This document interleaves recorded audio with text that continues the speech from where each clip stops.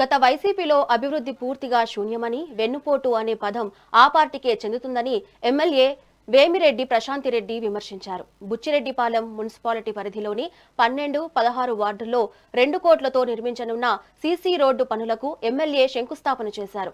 అనంతపురం పలు అభివృద్ధి కార్యక్రమాలను ప్రారంభించారు. గత ప్రభుత్వం పేదల నివేశన స్థలాల పేరుతో భారీ అవినీతికి పాల్పడిందని ఆరోపించారు.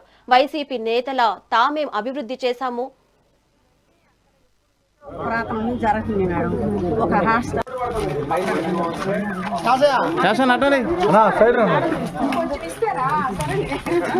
మేడం ఒకసారి చూడండి మేడం.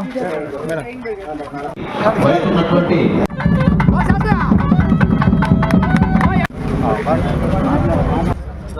చాలా ఇబ్బంది పడుతున్నారు.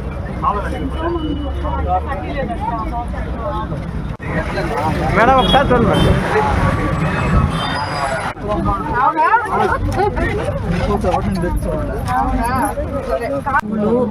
హాస్టలు, ఒక 50 ఏళ్ళకి దారి, ఇవన్నీ అక్కడ ఎప్పటి నుంచో పురాతనం జరుగుతుంది మేడం. ఒక హాస్టల్